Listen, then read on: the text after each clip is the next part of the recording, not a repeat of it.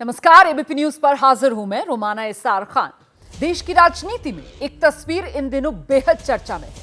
ये जो तस्वीर है वो G20 शिखर सम्मेलन के दौरान राष्ट्रपति की तरफ से जो स्टेट डिनर दिया गया था उसी स्टेट डिनर की है। इसमें प्रधानमंत्री नरेंद्र मोदी और बिहार के मुख्यमंत्री नीतीश कुमार आपको नजर आ रहे हैं साथ साथ।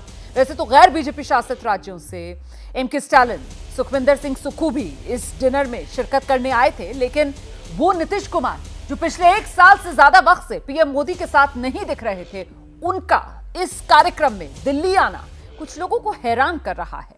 और यही वजह है कि नीतीश के कभी बेहद करीबी माने जाने वाले जीतन राम मांझी वो तो यहां तक दावा कर रहे हैं कि बिहार की राजनीति में भूचाल आने वाला है। और भूचाल का मतलब यह है कि एक बार फिर से नीतीश कुमार पलटी मारकर पाला बदल सकते हैं, ऐसा कयास लग रहे हैं। खैर, ये तो अटकलों की बात हुई जिससे फिलहाल जेडीयू और बीजेपी दोनों पार्टियां इनकार कर रही हैं। लेकिन पीएम मोदी से नीतीश की मुलाकात के अगले ही दिन नीतीश की पार्टी के अध्यक्ष हैं ललन सिंह, उन्होंने नीतीश के ही इलाके नालंदा में पहुंचकर प्रधानमंत्री पद के लिए नीतीश की जबरदस्त अंदाज में दावेदारी की पैरवी कर डाली। ललन सिंह ने हरनौत के लोगों से कहा है, आप सब ने एक ऐसा नेता देश को, बिहार को दिया जो आज पूरे देश का नेतृत्व करने के लिए खड़ा हुआ है। और आज तो जेडीयू के कार्यकर्ता नीतीश कुमार के घर के बाहर जमा होकर नीतीश के पक्ष में इस तरीके से नारेबाजी करते नजर आए। उन्होंने नारा लगाया, देश का प्रधानमंत्री कैसा हो, नीतीश कुमार जैसा हो।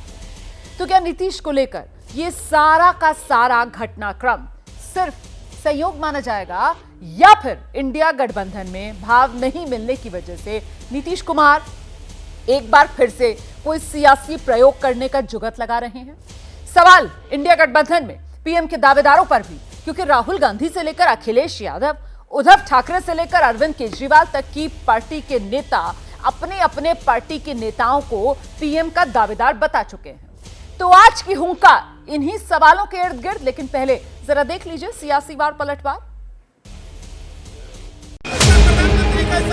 देश का प्रधानमंत्री कैसा हो, देश का प्रधानमंत्री कैसा हो।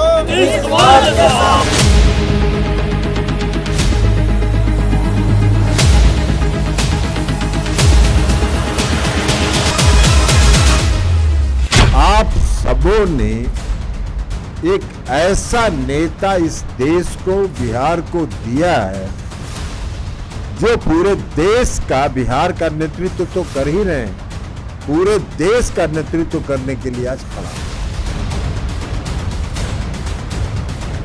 एक गठबंधन में अगर कई सारे प्रतिभावान लोग हैं वो अच्छा, या एक वैसा गठबंधन अच्छा जहां व्यक्ति विशेष के समक्ष लोग सेलो टेप लगा के बैठते हैं, जुबान नहीं खुलती। जो मुख्यमंत्री अपने प्रदेश का भला नहीं कर पाए वो देश का भला कैसे करेंगे? और दूसरी बात, जिनको प्रदेश की जनता ने ही नकार दिया उनको देश की जनता क्यों स्वीकार करेगी? भाई तीसरे नंबर की पार्टी पर है। हमारे पास चॉइस है प्रधानमंत्री पद के लिए, बस मैं ही बनूंगा, मैं ही झंडा फहराऊंगा नेक्स्ट ईयर, ये नहीं है। जनता के लिए चॉइस है, कोई भी बन सकता। ये मीडिया वाले झगड़ा बढ़ाने के लिए बोलते हैं। आवाज कहाँ से उठा? नीतीश कुमार खुद तो नहीं बोला, हम इसको नहीं मानते हैं। आज की राजनीति में तो भूचाल आना ही आना है। अब इस समय की बात है कि भूचाल कब आता है।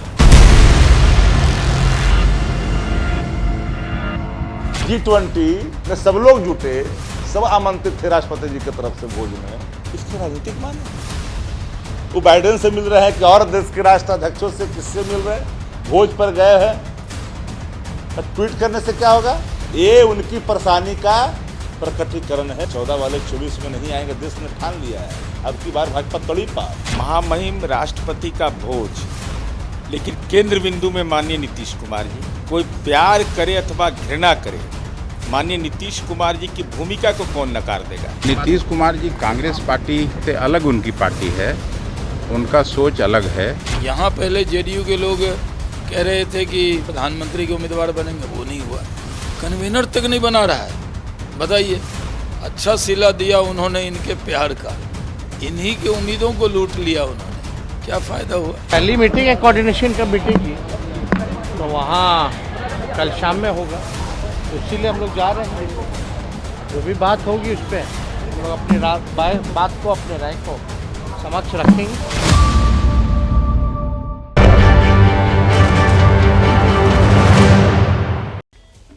आपका परिचय कराते हैं। खास मेहमान आज की चर्चा में हमारे साथ शामिल हो रहे हैं बीजेपी के प्रवक्ता प्रेम शुक्ला, अनुप्रिया हैं प्रवक्ता जेडीयू की, कुलदीप कुमार जी आम आदमी पार्टी के विधायक हमारे साथ जुड़ रहे हैं, अनुराग भदौरिया समाजवादी पार्टी के प्रवक्ता आप देख रहे हैं हमारे साथ मौजूद हैं, और वरिष्ठ पत्रकार हर्षवर्धन त्रिपाठी इस चर्चा में हमारे साथ शिरकत कर रहे हैं। बहुत स्वागत आप सभी का। अनुप्रिया जी, शुरुआत आपसे। ये रह रहकर पीएम पद पर दावेदारी नीतीश कुमार की, ऐसे बयान जेडीयू की तरफ से क्यों आ रहे हैं?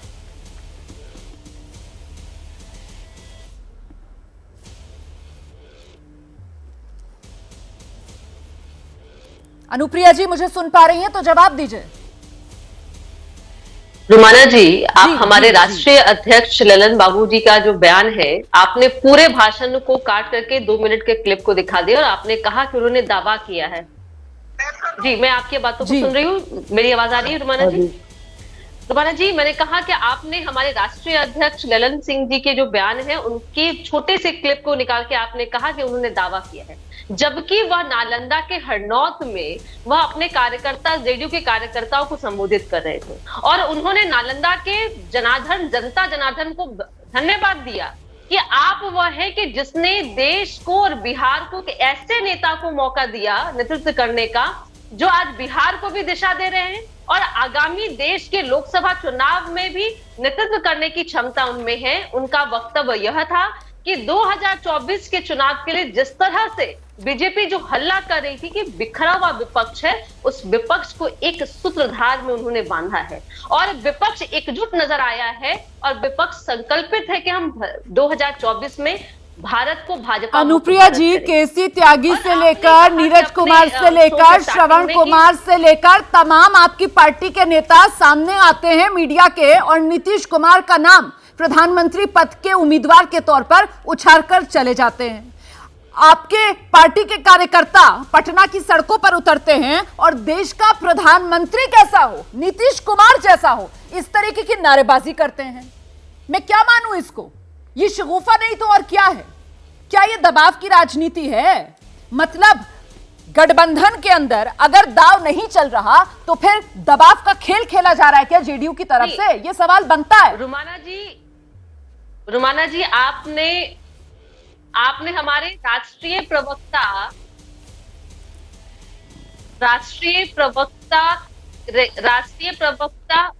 प्रवक्ता केसी त्यागी और हमारे प्रमुख प्रवक्ता नीरज कुमार जी का आपने नाम लिया और मैं आपको चैलेंज करती हूँ कि आप अपने चैनल के माध्यम से दिखाएं कि उन्होंने कभी यह कहा है कि देश के प्रधानमंत्री के रूप में हम अपनी दावेदारी पेश करते हैं। हमने हमेशा कहा है कि हम उम्मीदवार नहीं है, ना हम महत्वाकांक्षा हमारी है, हम सूत्रधार हैं इस महागठबंधन के। और आपने कहा कि कार्यकर्ता की मांग, हर एक कार्यकर्ता की महत्वाकांक्षा होती है रुमाना जी, कि वो अपने नेता को सबसे तो आप अपनी पार्टी के प्रवक्ता हैं, आप ये कह रही हैं कि नीतीश कुमार प्रधानमंत्री पद के दावेदार नहीं है। जेडीयू की तरफ से आप ये स्टैंड बता रही हैं एबीपी न्यूज पर, आप स्टैंड बता रही हैं, क्लियर कर रही हैं आप स्टैंड जेडीयू का कि नीतीश कुमार पीएम पद के उम्मीदवार नहीं है, आप ये कह रही हैं? बिल्कुल नहीं है।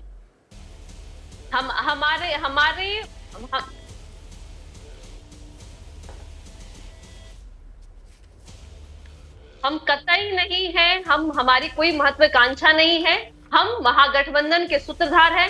हमने एक मंच पे पूरे देश के विपक्ष को, नेताओं को एकजुट किया है और जिसका नाम भी हमने इंडिया दिया है। जुड़ेगा भारत, जीतेगा इंडिया। ठीक है अनुप्रिया जी, लेकिन जब आप इतने दावे के साथ यहां पर बैठकर कहती हैं कि बिल्कुल नहीं है और फिर वहीं आप ही की पार्टी के नेताओं के बयान सामने आते हैं जिनसे संदेश साफ तौर पर यह जाता है कि अगर इस गठबंधन के अंदर कोई ऐसा शख्स है जिस पर किसी तरीके का कोई दाग नहीं है, भ्रष्टाचार से लेकर परिवारवाद जैसे कोई आरोप जिस पर चस्पा नहीं होते हैं, तो ऐसे में नीतीश कुमार बिल्कुल बेदाग छवि वाले नेता के तौर पर उभरते हैं और पार्टी के कार्यकर्ता सड़क पर उतरकर नारेबाजी तक करते सुनाई पड़ते हैं, देश का प्रधानमंत्री कैसा हो, नीतीश कुमार जैसा हो। तो फिर आपको पता है स्थिति क्या बनती है कि गुल खाएं और गुरगुरों से परहेज करें, कुछ वैसी स्थिति बनती है। प्रेम शुक्ला जी का मैं रुख कर लेती हूं। प्रेम शुक्ला जी, आपको क्या लग रहा है ये रह रहकर दावेदारी वाले बयान जो सामने निकल कर आ रहे हैं, और फिर जब उन पर चर्चा करो तो फिर दावेदारी को ही खारिज कर दिया जाता है कि नहीं नहीं साहब, हम तो सबको साथ जोड़कर चलने के लिए साथ में मिले। आप किस रूप में देख रहे हैं इन बयानों को? देखिए, इंडी अलायंस में अभी प्रधानमंत्री पद का प्रत्याशी का नाम निर्धारित नहीं हुआ है। ऐसे में स्वाभाविक तौर पर कांग्रेस के नेता कहेंगे कि राहुल गांधी प्रधानमंत्री के लिए सर्वाधिक योग्य हैं, जो मल्लिकार्जुन खड़गे बार बार कहते हैं। तृणमूल कांग्रेस के लोग कहते हैं ममता बनर्जी सर्वाधिक योग्य हैं। आम आदमी पार्टी के मंत्री कहते हैं कि अरविंद केजरीवाल जो है प्रधानमंत्री बनेंगे। अब नीतीश कुमार के लोग कह रहे हैं, जदयू वाले, की नीतीश कुमार बनेंगे। समाजवादी पार्टी के अनुराग भदौरिया को पता नहीं क्या संकोच है, अभी अखिलेश यादव का कार्ड ये सब नहीं फेंक रहे हैं। उद्धव ठाकरे का नाम संजय राउत बारंबार ले ही चुके हैं। तो चूंकि इनके यहाँ अभी तक एक कॉमन मिनिमम प्रोग्राम सिर्फ इतना इनका तय हुआ है कि सनातन को सफाया करना है। इसके अलावा न इनका प्रधानमंत्री पद का प्रत्याशी तय हुआ है, न इनकी नीति नीयत कुछ नहीं तय हुई है। सिर्फ इतना तय हुआ है कि जब मौका मिले, कभी जदयू वाले, कभी राजद वाले, कभी सपा वाले, कभी डीएमके वाले, कभी जो है वो जो जिसको अवसर मिलता है, कभी मल्लिकार्जुन खड़गे, कभी जो है परमेश्वरन कांग्रेस की तरफ से, सनातन के विरुद्ध प्रलाप के अतिरिक्त इनका कुछ तय नहीं है। ठीक है, आप जो बात कह रहे हैं, अब एक ही सवाल है मेरा और दोनों के लिए है। पहले कुलदीप जी आप आ जाइए। और सवाल मेरा यह है सर कि जब गठबंधन है तो कम से कम सपना तो एक साझा देख लीजिए। साझा सपना होता है तो साकार करने में आसानी हो जाती है ना। लेकिन यहां तो गठबंधन के तमाम साथियों का लगता है प्रधानमंत्री बनने का सबका सपना अपना अपना है। कुलदीप जी। देखिए रोमाना जी, पहली बात तो यही इस भारत की, यही इस इंडिया की विशेषता है कि इसमें हर धर्म, हर जाति, हर भाषा, हर लिंग के लोग रहते हैं। और यही विशेषता है इंडिया गठबंधन की कि उसमें इतने सारे लोग हैं, इतने सारे अच्छे लोग हैं जो 5-5 बार, 6-6 बार, 3-3 बार, 2-2 बार जिन्होंने अपने राज्यों के अंदर परफॉर्म किया है और अच्छी शख्सियत उसके अंदर है जिन्होंने लोगों की इतने लंबे समय तक सेवा की है। और वो हो सकते हैं प्रधानमंत्री के दावेदार, उनके कार्यकर्ता कह सकते हैं, सब हो सकते हैं। लेकिन आज जरूरी है प्रधानमंत्री पद का दावेदार बनना नहीं है। आज यहाँ जरूरी है इस देश के लोकतंत्र को बचाने का, इस देश के संविधान को बचाने का। ये लड़ाई है इस देश के बीच में, देश और मोदी जी के बीच में। किस बात की लड़ाई है? क्योंकि मोदी चाहते हैं वो केवल अपना चेहरा चमकाएं। हम चाहते हैं देश आगे बढ़ना चाहिए, मोदी चाहते हैं उनका दोस्त आगे, अडानी आगे बढ़ना चाहिए। तो ये लड़ाई जो है, ये लड़ाई इस देश के लोकतंत्र को बचाने की, और यहां किसी चेहरे की अहमियत नहीं है। मुझे लगता है डर है। आज ये डरी तो है जो आज ये विशेष सत्र बनाना पड़ रहा है। ये डरी तो है कि आज इन्हें जिस प्रकार से कभी एक देश चुनाव की बात करते हैं, कभी संविधान बदलने की बात करते हैं, कभी देश का नाम बदलने की बात करते हैं, क्या आपको नहीं लगता रोमाना जी ये इंडिया का डर है? यही तो डर है। और ये डर किसका है? ये डर उन लोगों का है जो आज इस इंडिया गठबंधन के अंदर जो पार्टियां इसमें शामिल हैं, क्योंकि ये भी जानते हैं 38 दल इनके पास भी हैं, लेकिन उन 38 दल का क्या वजूद है, क्या वर्चस्व है, क्या उनके बीच में लोगों के बीच में लोकप्रियता है, ये प्रेम शुक्ला जी भी जानते हैं कि उनका कोई दल नहीं, कोई अस्तित्व नहीं है। और यही दूसरी तरफ इंडिया जो गठबंधन है उसके पास जो है वो उनकी सरकारें भी हैं, उनके पास एक्सपीरियंस भी है, उन्होंने सरकारें चलाई भी हैं, उनके पास शख्सियत भी है। तो इसलिए आज प्रधानमंत्री जी को डर लग रहा है उस इंडिया गठबंधन से। कुलदीप जी, एकजुटता कहां है? जीतेगा भारत और कुलदीप जी, लेकिन एकजुटता कहां है? जो राष्ट्रपति की ओर से स्टेट डिनर आयोजित किया जाता है, क्यों नहीं है? इंडिया गठबंधन के साथी नीतीश कुमार तो पहुंच जाते हैं, केजरीवाल जी भी चले जाते हैं, फिर वो क्यों नहीं गए? देखिए, ये तो उस समय की बात है, वो समय की बात है, कौन जाएगा कौन नहीं जाएगा। लेकिन इंडिया गठबंधन एकजुट होकर चुनाव लड़ रहा है। और 2024 के अंदर गठबंधन में एका कहां है? किस बात पर एका है आप लोगों में? देखिए इस देश के लोकतंत्र को बचाने के लिए एका है हम लोगों में, इस देश के संविधान को बचाने के लिए एका है हम लोगों में। हमें डिनर में जाना है नहीं जाना है, किसको कितनी सीट चाहिए कितनी नहीं चाहिए, किसको प्रधानमंत्री बनना है नहीं बनना है, ये विषय नहीं है रोमाना जी। ये विषय इससे बहुत ऊपर है। ये विषय इस देश के संविधान को बचाने का है। प्रधानमंत्री के सलाहकार समिति के अध्यक्ष विवेक देवरॉय कहते हैं कि हमें देश का संविधान बदलना है। वो इस बात को कहते हैं खुलेआम, हर मन से कहते हैं। प्रधानमंत्री जी कहते हैं हमें इस देश में चुनाव का सिस्टम बदलना है, प्रधानमंत्री जी कहते हैं हमें एक देश एक चुनाव करना है, प्रधानमंत्री जी कहते हैं हम राष्ट्रीय शासन लगा देंगे। तो आज इस देश के अंदर इस देश के लोकतंत्र को बचाना बड़ी जिम्मेदारी है। और तो अनुराग भदौरिया, विषय संविधान बचाने का है, विषय इस देश के लोकतंत्र को बचाने का है, तो फिर घूम फिर कर गाहे बगाहे बात जो जबान पर आती है प्रधानमंत्री पद के दावेदार की, वो क्यों आती है? वो क्या दिखाती है? महत्वाकांक्षा नहीं तो और क्या कहेंगे?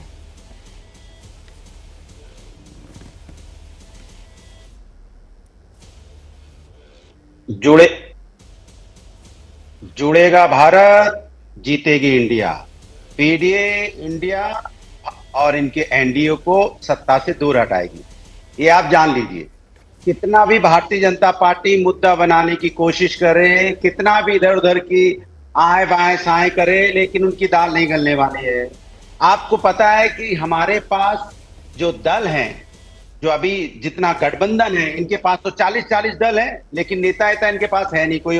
माने एक के अलावा दूसरे नेता का नाम लेने की हिम्मत भी नहीं है और नाम ले भी नहीं सकते हैं। सोचो आप, 40 दल का गठबंधन, एक नेता है, वो दूसरे नेता का नाम नहीं ले सकते, तो लोकतंत्र वहां नहीं है। हमारे दल में जो पार्टियां हैं, मजबूत पार्टियां हैं, सबका अपना अपना एक मजबूत जनाधार है, वो नेता हैं। यही हमारे गठबंधन की खासियत है कि हमारे पास कई नेता हैं, मजबूत नेता हैं, जो हमारे देश को लीड कर सकते हैं, जो देश को दिशा दे सकते हैं। ये हमारी खासियत है। कन्याकुमारी से कश्मीर तक नेता ही नेता है। सोचो आप, कितने उसमें मुख्यमंत्री रहे हैं, कितना उनमें जो अपने अपने दलों को चला रहे हैं। हमारे दल की हमारे जी, आप बिल्कुल सही कह रहे हैं। नेता ही नेता हैं इंडिया गठबंधन में, और बड़े शानदार नेता हैं, ऐसे नेता हैं जिनका बड़ा ग्लोरियस इतिहास रहा है। लेकिन मेरा सवाल यह है कि आप लोग खुद ही तो कहते हैं कि साहब व्यक्ति नहीं, मुद्दे पर बात कीजिए, लेकिन घुमा फिरा कर वो मुद्दा कहीं पीछे हो जाता है और आप सबकी जबान पर अपने अपने नेताओं की जो तारीफें हैं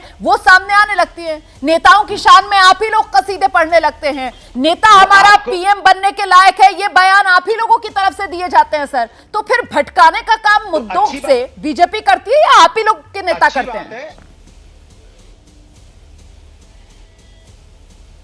तो अरे भाई, हो तो गया सवाल। अरे बोलने दीजिए, आप हमसे बोलने से ज्यादा तो सवाल लंबा पूछ लेते तो मैं बोलूंगा कभी। बताइए, सवाल मैं समझ गया था आपका। मैं आपसे कह रहा हूं कि हमारे पास नेता मजबूत नेता हैं, यही तो मैं आपसे कह रहा हूं। वो नेता है जिनको हम गर्व से कहते हैं कि समाजवादी पार्टी के राष्ट्रीय अखिलेश यादव जी हैं, जो प्राइम मिनिस्टर बनने के योग्य हैं। उसमें क्या बुराई है? हम कहेंगे समाजवादी लोग, क्यों नहीं कहेंगे भाई? आज क्या हालत है, आज घुसी, आपने घुसी का चुनाव देखा, जहां भारतीय जनता पार्टी घुस गई, पता नहीं चली कहां चली गई।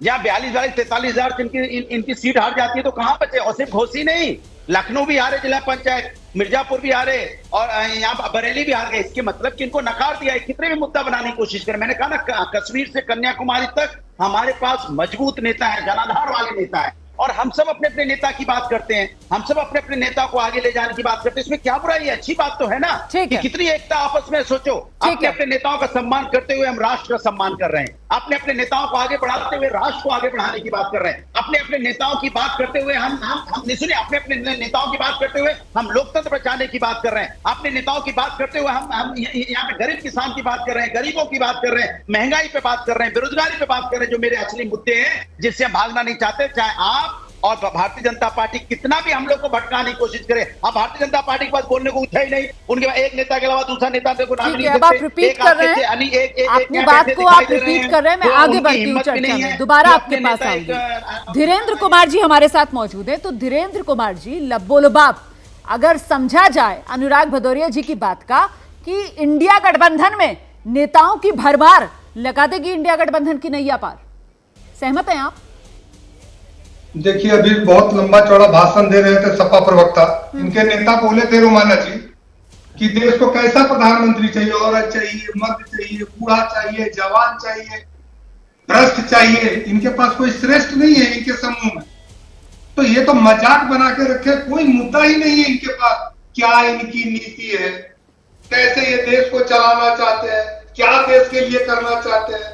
और एका है इन लोगों में सिर्फ एक चीज के रोमाना जी, जेल जाने से बचने के लिए एक दूसरे का हाथ पकड़ के बैठे हुए हैं।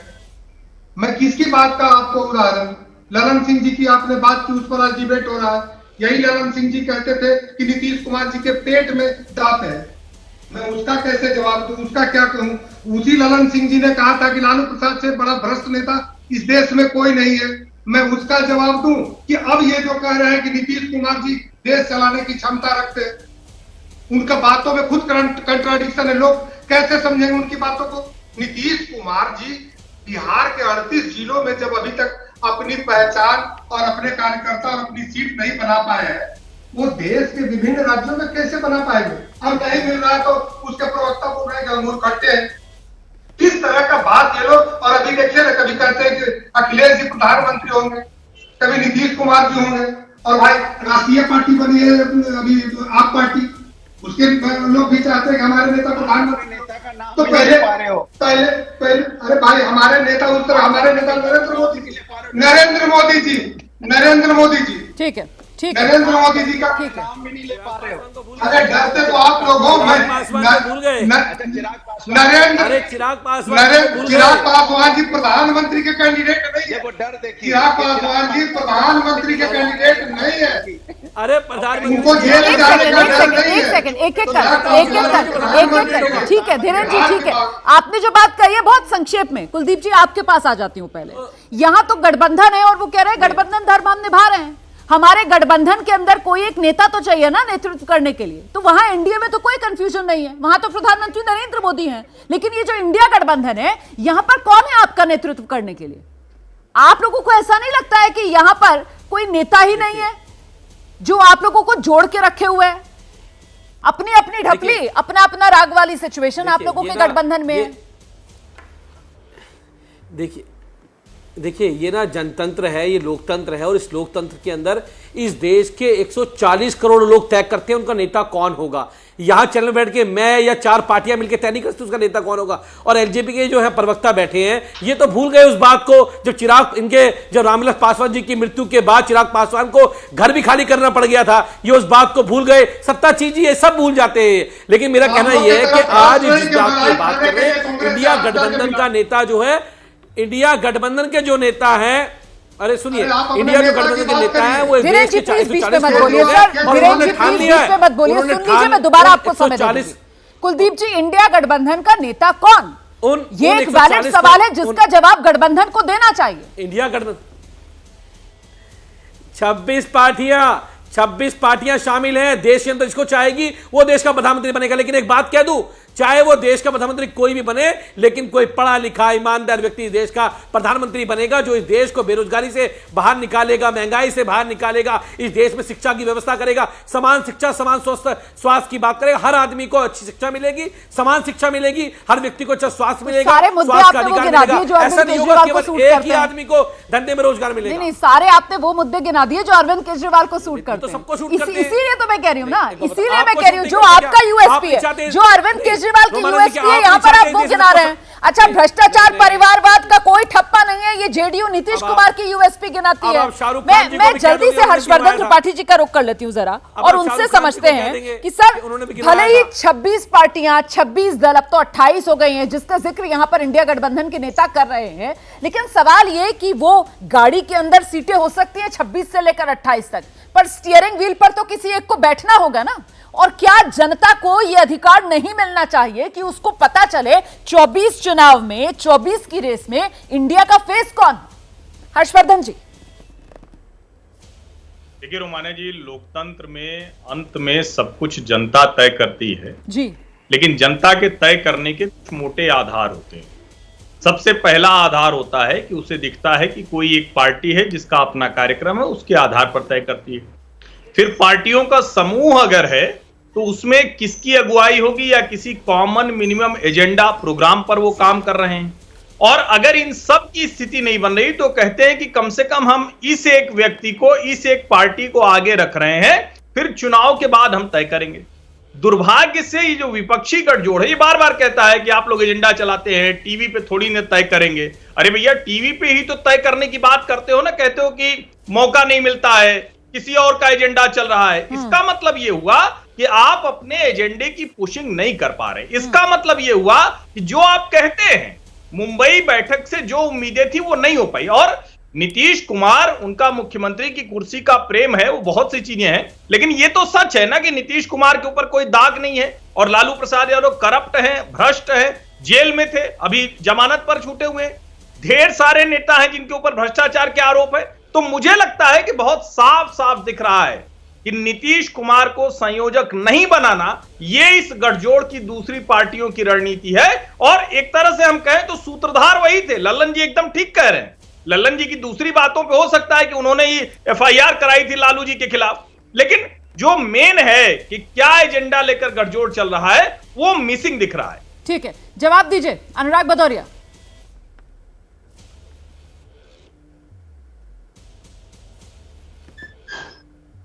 मैं जवाब दे दूं। जवाब देखिए जहां तक कि भारतीय जनता पार्टी की बात है, भारतीय जनता पार्टी तो राजभर जी भी गाली दे रहे थे, फिर क्यों आपने गले लगा लिया था? निषाद जी भी आपके खिलाफ बोल रहे थे, फिर क्यों गले लगा लिया था? पासवान जी का तो आपने झोपड़ी उड़ा दी थी, उनका तो घर ही नहीं बचा था, वो तो आज तक खोज रहे बांसबल्ली, बड़ी मुश्किल से बांसबल्ली में अब उनकी इकट्ठी हुई है। उनको यही नहीं पता है कि उनके चाचा हाजीपुर से लड़ेंगे कि आप चिराग पासवान लड़ेंगे। लेकिन हम ये सवाल उठाते हैं? कभी नहीं उठाते। हम इसलिए नहीं उठाते कि उनके एनडीए में क्या हो रहा है हमें कोई लेना देना नहीं है। हमें देश की जनता से मतलब 140 करोड़ की जनता से लेना देना है। जो जनता परेशान है, जो जनता महंगाई से जूझ रही है, उसके लिए हम एक साथ आए हैं। और जनता, आपने सही कहा, जनता चुनेगी, जनता चुनेगी और चुनने के बाद जब लोकसभा के सदस्य चुन के आएंगे अपना नेता चुन लेंगे। यही लोकतंत्र कहता है। तानाशाही ये कहती है कि हम किसी को बोलने नहीं देंगे, हम अकेले हैं और मेरे खिलाफ कोई दूसरा नेता खड़ा नहीं हो सकता। यहाँ पे देखो, यहाँ पासवान दल के नेता बैठे हैं, इनकी हिम्मत नहीं है कि डर के मारे अपने नेता का नाम भी ले पाए कि कभी वो भी सपना देख सकते हैं। सपना भी नहीं देख पा रहे। अब आप फिर से वही बात रिपीट कर रहे हैं। मैं 30 सेकंड के लिए हर्षवर्धन त्रिपाठी जी के पास जा रही हूँ, उसके बाद मैं बाकी मेहमानों के पास आऊंगी। प्रेम शुक्ला जी आपके पास भी आ रही हूँ, अनुप्रिया जी आपके पास भी आ रही हूँ। हर्षवर्धन त्रिपाठी जी जवाब देना चाह रहे हैं, 30 सेकंड। जी सर। देखिए कुमारा जी, हमारे मित्र अनुराग भाई ठीक कह रहे हैं, लेकिन देखिए एक बात समझिए, आप अगर ये बार बार कहेंगे कि नहीं नहीं हम तो देश की जनता तय करेगी, लोकतंत्र ये नहीं है, ऐसे नहीं होता भाई। जब एक पार्टी और उसका नेता तय होता है या नेता नहीं भी तय होता है, पार्टी दिख रही है, जनता को पता है कि इनके एजेंडे क्या हैं, इसी एजेंडे पर चलेंगे। लेकिन जब ढेर सारी पार्टियां आती हैं तो आप कोई एजेंडा तो बताओ, क्योंकि बार बार जो एजेंडा आ रहा है वही आ रहा है कि हम सनातन को खत्म करने के लिए एजेंडा कर रहे हैं, कोई कह रहा है किसी और वजह से एजेंडा कर रहे हैं। और साफ साफ दिख रहा है कि भ्रष्टाचार के मामले में फंसे लोग एक साथ हुए हैं। इसको कैसे आप ठीक करेंगे, इसको कैसे एड्रेस करेंगे जनता के सामने, ये बताइए। ठीक है सर, इन सवालों का जवाब मैं लेती हूँ। अनुराग जी आप आ जाइएगा, लेकिन उससे पहले जरा अनुप्रिया जी का रुख करेंगे। और अनुप्रिया जी, मैं डिबेट को अब एक नया आयाम दे रही हूँ, और वो नया आयाम मैं डिबेट को इसलिए दे रही हूं क्योंकि नीतीश कुमार आपकी पार्टी के नेता, उनका अगर इतिहास देखा जाए तो जिस खूबसूरती के साथ वो पाला बदल लेते हैं, और फिर टाइमिंग जब आपकी पार्टी के अध्यक्ष ललन सिंह की तरफ से ये बयान दिया गया, ये सब कुछ होता है 10 तारीख को, मतलब 9 सितंबर के बाद। और 9 सितंबर महत्वपूर्ण इसलिए हो जाता है क्योंकि वो तस्वीर सामने आती है राष्ट्रपति के स्टेट डिनर की, जिसमें नीतीश कुमार बहुत मुस्कुराकर प्रधानमंत्री नरेंद्र मोदी से मुलाकात कर रहे होते हैं। और आप ही की बिहार के कई नेता कहते हैं कि साहब बिहार की सियासत पे भूचाल आने वाला है। नीतीश कुमार का मन बदल रहा है क्या? रुमाना जी, आप जिस तस्वीर की बात कर रही हैं, वहां पे वो महामहिम राष्ट्रपति जी के द्वारा स्टेट डिनर है उसमें आमंत्रण मिला था। और वहां पे मुझे लगता है कि जब आपके देश की राजनीति की बात हो रही है, अंतर्राष्ट्रीय लेवल की बात हो रही है, तो हमारे यहाँ दायित्व होता है कि हम वहां पे सम्मिलित हो। वहां पे निजी लड़ाई और कहते हैं महत्वाकांक्षा से ऊपर उठ की बात होती है। लेकिन अगर बीजेपी इसको किसी तरह से, तो मतलब वो बाकी आपके साथी जिस तरीके से कई कांग्रेस शासित राज्यों के मुख्यमंत्री नहीं पहुंचे, अरविंद केजरीवाल नहीं पहुंचे, उन सब ने गलत किया, उन्होंने छोटा मन दिखाया। और नीतीश कुमार भी पिछले 1 साल से तो काफी दूरी बनाए हुए थे प्रधानमंत्री नरेंद्र मोदी से, अब अचानक से पहुंच गए। सरकारी कार्यक्रमों में भी नीतीश कुमार नहीं पहुंच रहे थे, तेजस्वी यादव जाया करते थे। सवाल सुन लीजिए, फिर आराम से जवाब दे दीजिएगा, आप ही को जवाब देना है। जी एक बार आपसे सवाल पूछा, मैंने जवाब देने के बाद मुझे लगता है कि मैं यहाँ पे जेडीयू की प्रवक्ता के रूप में बैठी हूँ, मैं अपने नेता की बात, आपने अन्य दलों के नेता की बात, मुझे लगता है। लेकिन आपने जिस तस्वीर की बात की, यह कतई भी संभव नहीं है कि हम एनडीए के साथ में जा रहे हैं, क्योंकि इंडिया गठबंधन के जो मुख्य सूत्रधार है वो हम हैं। और ये जितने भी महागठबंधन में जितने भी लोग जुड़े हैं वो पटना की धरती से जुड़े हैं। यही तो आ गई आपकी बात आपकी जबान पर कि मुख्य सूत्रधार हम हैं। ये मुख्य सूत्रधार हम हैं इंडिया गठबंधन के, ये कुछ किस खुशफहमी में है जेडीयू? यही खुशफहमी जेडीयू की उसको ले डूबे जा रही है क्या? मुख्य सूत्रधार हम हैं, वो संयोजक बनने का सपना जो पहली बैठक से देख रही थी आपकी पार्टी कि नीतीश कुमार के सिर पर वो ताज सजा दिया जाएगा, वो तो अब तक 3 बैठकें हो गई, अभी तक नहीं सजा है। किस खुशफहमी में मुख्य सूत्रधार खुद को कहते हैं आप लोग, ये तो बताइए ना।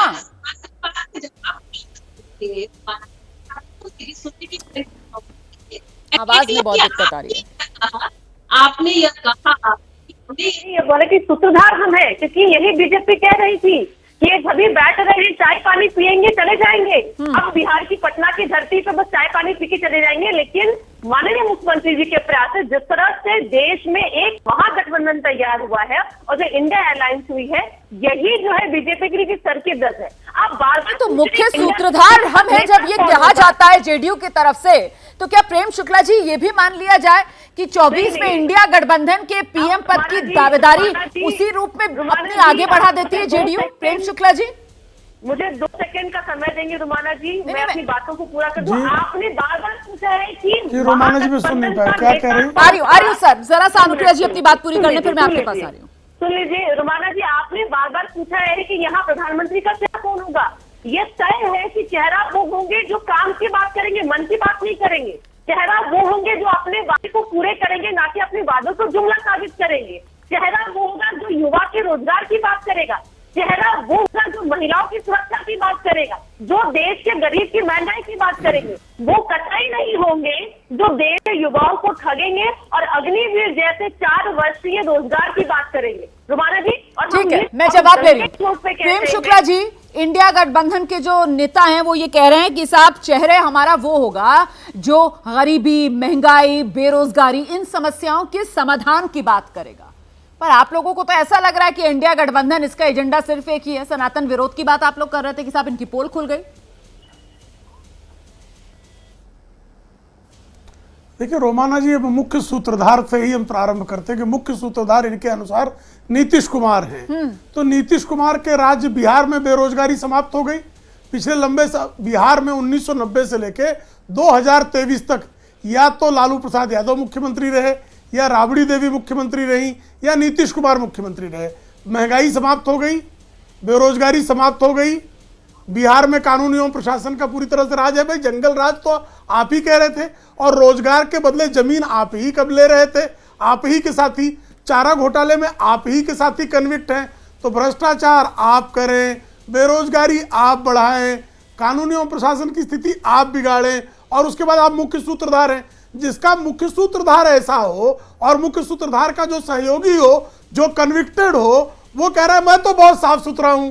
तो आप अगर इतने साफ सुथरे हैं तो कन्विक्टेड के कंधे पे क्यों बैठे हुए हैं, ये कृपा करके बता दीजिए। मुख्य सूत्रधार महोदय कृपा करके बता दीजिए कि आप जो हैं अन्य राज्यों में भी जो है बहुत शिक्षा की बात कर रहे थे। कुलदीप कुमार जी मधुशाला, पाठशाला की जगह मधुशाला खोले, ये सबसे अधिक भ्रष्टाचार में जेल। भ्रष्टाचार में जब आप लोग बोल रहे थे तो कोई बीच में नहीं बोल रहा। थेरेपिस्ट बताएं, ये सबसे अधिक रेपिस्ट को थेरेपिस्ट बताने वाले जो हैं ये सबसे जानकार। और कल तक तो लालू को भ्रष्ट कहते थे, शरद पवार को भ्रष्ट कहते थे, सोनिया गांधी को भ्रष्ट कहते थे, राहुल गांधी को भ्रष्ट कहते थे। तो ये सारे भ्रष्टाचारियों को है चरण पखारने वाले जो है, ये सबसे सत्यवादी भी है। ठीक है, मैं जवाब ले रही हूं। एक ही बात करते हैं, एक तरफ ये खड़े हुए हैं। श्रीमान समाजवादी पार्टी का भी सुन लीजिए। अखिलेश यादव जो है उनकी पार्टी में कल तो क्या ये अनुराग भदौरिया कह रहे हैं कि भारतीय जनता पार्टी में सिर्फ एक ही नाम लिया जा सकता है। तो क्या माने कि समाजवादी पार्टी स्वामी प्रसाद मौर्य को प्रधानमंत्री का प्रत्याशी मान रही है, अखिलेश यादव को तो मानेगी नहीं, क्योंकि आप बहुत सारे लोगों को मान रहे हैं, आपके बहुत नेता हैं।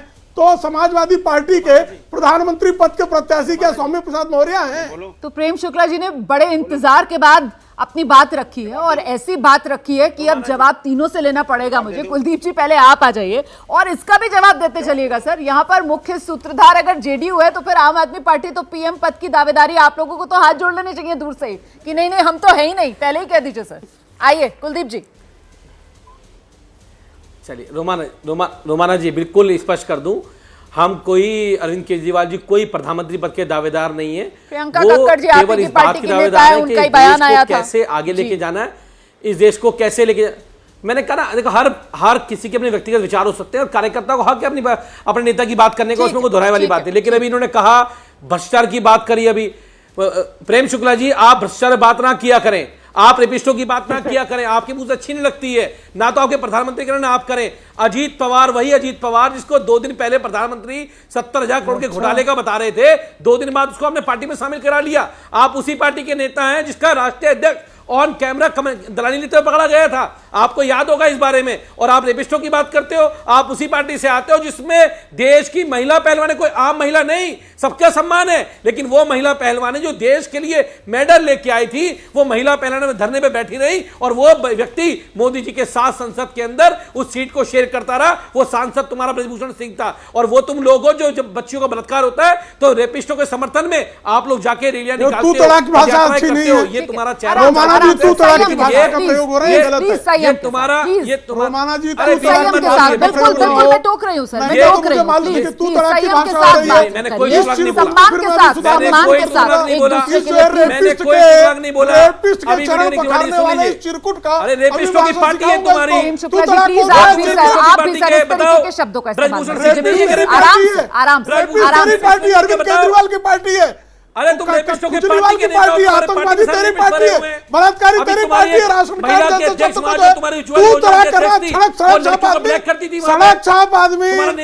सड़क छाप आदमी गटर छाप भाषा का प्रयोग कर रहा है। क्या रोमाना जी ये तू तड़ाक की बात करता है? दोनों से हाथ जोड़कर विनती कर रही हूँ सर, प्लीज सम्मान के साथ एक दूसरे को संबोधित कीजिए सर। यहाँ पर लड़ने कोई बदतमीजी करने बात करने आए, संवाद करने आए, हम बात करने आए सर, संवाद करने आए। किस स्तर पर आकर हम बात करने लगते हैं? प्लीज संयम के साथ, आराम से, आराम से। मैं दोबारा आ जाऊंगी, आप दोनों के पास मैं दोबारा आ जाऊंगी। थोड़ा ठंडा हो जाइए, थोड़ा पानी पी लीजिए, तब तक अनुराग भदौरिया के पास चलते हैं। अनुराग भदौरिया, कटघरे में आपको भी खड़ा किया प्रेम शुक्ला ने, ये कहते हुए कि साहब समाजवादी पार्टी से आप हैं, आपकी पार्टी में अखिलेश यादव के अलावा और किसका नाम लिया जा सकता है? स्वामी प्रसाद मौर्य का नाम ले लेंगे क्या आप? आइए अनुराग भदौरिया।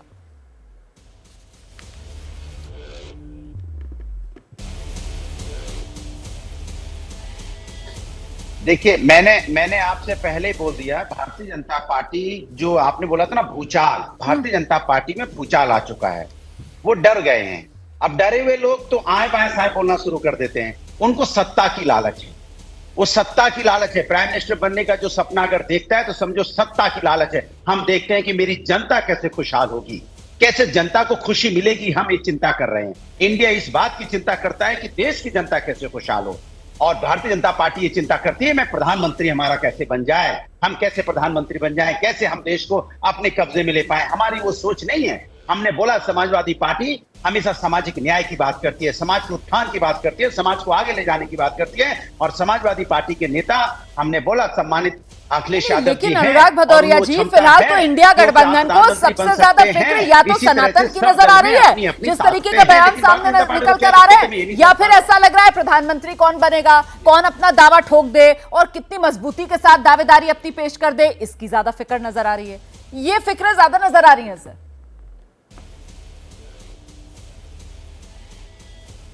ये अच्छा जी, वो एक्चुअल के नजरिया है ना आदमी को। आप कहते हैं ना जब हम जो जैसा नजरिया जिसका होता है, जैसा चश्मा पहना होता है, वैसे ही उसको रंग दिखाई पड़ता है। अब भारतीय जनता पार्टी तो जनता की तरफ नहीं देख रही। मैंने आपसे बोला एनडीए में क्या हो रहा है हम जानने की कोशिश नहीं करते, लेकिन ये जब से घबराए इंडिया नाम पड़ गया तो ये बहुत बढ़िया बयान आप लोग दें, आपके गठबंधन के साथी दें, और सारा ठीकरा जो है वो नजरिया और चश्मे के रंग पर फोड़ दिया जाए। अब बयान मैंने तो नहीं दिया है कि इंडिया गठबंधन बना ही सनातन के विरोध के लिए है। बयान या नारे मैंने तो सड़क पर उतर कर नहीं लगाए हैं कि हमारा प्रधानमंत्री कैसा हो, नीतीश कुमार जैसा हो। तो 24 विजय की रेस, इंडिया का कौन फेस, ये वो सवाल जिसको लेकर हम चर्चा कर रहे हैं। आज शो में आखिरी हिस्से में हम पहुंच गए और सभी मेहमानों से गुजारिश है 10-10 सेकंड में जवाब दीजिएगा। सबके लिए सवाल एक ही है, सवाल गौर से सुन लीजिए। क्या प्रधानमंत्री नरेंद्र मोदी जैसा मजबूत चेहरा इंडिया गठबंधन के पास नहीं, इसीलिए चेहरा देने से इंडिया गठबंधन कन्नी काट रहा है? सबसे पहले आप आ जाइए कुलदीप जी। देखिए रोमाना जी, इतना मजबूत चेहरा जिनके शासन काल में रुपया कमजोर हो गया है, इतना मजबूत चेहरा जिनके राज में पेट्रोल बहुत मजबूत हो गया है, इतना मजबूत चेहरा कि जिसमें एक ही व्यक्ति इस देश की सारी संपदा के ऊपर, चाहे वो रेल हो, चाहे वो सैल हो, चाहे वो हवाई जहाज हो, चाहे वो सी पोर्ट हो, चाहे वो एयरपोर्ट हो, सबके ऊपर एक आदमी कब्जा हो गया। तो इससे मजबूत प्रधानमंत्री देश को नहीं मिल सकते। इतने मजबूत प्रधानमंत्री जिनमें बेरोजगारी दर जिनके में सबसे ज्यादा है, महंगाई की दर सबसे ज्यादा है, आपने खारिज कर दिया, मैं समझ गई, आपने खारिज कर दिया। अनुप्रिया जी। रोमाना जी, मजबूत चेहरा नहीं, ऐसा मजबूर चेहरा हमें नहीं चाहिए कि जो देश की बेटियों की अस्मिता लूट रही हो और प्रधानमंत्री मोदी जी चुप हो, और जब देश की मान सम्मान बढ़ाने वाली बेटियां जब तक पे बैठी हो बीजेपी नेता के खिलाफ में आवाज उठा रही हूँ, ऐसे प्रधानमंत्री नहीं चाहिए। ठीक है, धीरेन्द्र जी 10 सेकंड में, धीरेन्द्र जी तरफ से होगी। प्रधानमंत्री नरेंद्र मोदी जैसा मजबूत चेहरा नहीं, क्या इसी वजह से इंडिया गठबंधन कन्नी काट रहा है चेहरा देने से? 10 सेकंड में सर। हमारे पास मजबूत नेतृत्व, मजबूत नेता, इनके पास मजबूर नेता, हमारे पास श्रेष्ठ नेता आदरणीय प्रधानमंत्री नरेंद्र मोदी जी, चिराग पासवान जी, इनके पास भ्रष्ट नेता। इसीलिए देश के लोग ऐसे भ्रष्ट नेताओं से दूरी बना के रख रहे हैं और आने वाले 2024 में सारे अरे श्रेष्ठ नेता है, श्रेष्ठ नेता भ्रष्ट नहीं है, आपके नेता भ्रष्ट है। ठीक है, ठीक है, हमारे नेता श्रेष्ठ नेता है, ठीक है, और वो प्रधानमंत्री नहीं, बिहारियों के संतरी बन के काम कर रहे हैं। अरे सीधे सवाल का सीधा जवाब दीजिए ना। अनुराग भदौरिया, प्रधानमंत्री नरेंद्र मोदी जैसा मजबूत नेता नहीं है, इसी वजह से 24 की लड़ाई को चेहरों पर आमने सामने वाली नहीं बनाना चाहते आप लोग? हमारे पास जो चेहरे हैं उनके सामने भारतीय जनता पार्टी का कोई नेता खड़ा ही नहीं हो सकता। हमारे पास बहुत मजबूत चेहरे हैं और सभी चेहरे जी जान से लड़ेंगे 2024 में और भारतीय जनता पार्टी को सत्ता से उखाड़ फेंकेंगे। तब जाके आपको एहसास होगा कि जनता ने बोला ना, जो हमारा स्लोगन है, जुड़ेगा भारत जीतेगा इंडिया। लेकिन मोदी वर्सेस कौन, इस पर तो आप लोग मौन हो जाते हैं। मोदी वर्सेस जनता, मोदी वर्सेस देश की 140 करोड़ की जनता जो देखना नहीं चाहती भारतीय जनता पार्टी को देश के अंदर में। तो मतलब आप लोगों के नेताओं में से किसी एक की हिम्मत नहीं है ना लड़ाई को 24 की मोदी वर्सेस कोई एक नाम देने की, इसीलिए फिर जनता को ढाल बना रहे हैं। जनता ढाल नहीं, जनता ही है, जनता ही लड़ेगी चुनाव। घोषी में देखा कौन जीता, जनता जीती ना, हराया ना जनता। मोदी जैसा मजबूत चेहरा नहीं, क्या इसी वजह से आपको लगता है कि इंडिया गठबंधन की तरफ से चेहरे के नाम पर कन्नी काटी जा रही है? प्रेम शुक्ला जी। मजबूत चेहरा आदरणीय नरेंद्र मोदी ही है। मजबूर चेहरे, मजबूर दल जो एक दूसरे की शक्ल नहीं देखना चाहते थे, जो एक दूसरे से लत्तम मुक्का करने के लिए पिछले तमाम वर्षों से कुख्यात रहे हैं, ऐसे कुख्यात मजबूर दलों का दलदल एक मजबूत नेता के सामने खड़ा करने का प्रयास हो रहा है। ठीक है, तो हर्षवर्धन त्रिपाठी जी, क्या आपको लगता है कि इंडिया गठबंधन को डर है कि चेहरा अगर सामने कर दिया तो फायदा नहीं उल्टे नुकसान हो जाएगा, इसी वजह से चेहरा नहीं मोदी के सामने? नहीं, मुझे लगता है रोमाना ये सवाल तो बड़ा प्रत्याशित था है। ये देश के हर व्यक्ति को पता है कि नरेंद्र मोदी के सामने इनमें से कोई नेता कहीं टिकता नहीं, क्योंकि जहां जहां जो लड़ा वो बहुत ही मतलब कोई मुकाबला ही नहीं। लेकिन नेता नहीं देना ये राजनीतिक तौर पर उनके बीच के अविश्वास को दिखाता है, उनके बीच भरोसा नहीं है ये दिखाता है, ये ज्यादा खतरनाक है। बहुत बहुत शुक्रिया आप सभी का आज की इस चर्चा में हमारे साथ शिरकत करने के लिए। तो कुल मिलाकर चेहरे को लेकर मामला इंडिया गठबंधन में फंसा हुआ फिलहाल नजर आ रहा है और गठबंधन की तरफ से कहा जा रहा है मोदी वर्सेस कोई एक नाम नहीं, बल्कि हमारी लड़ाई जनता लड़ेगी।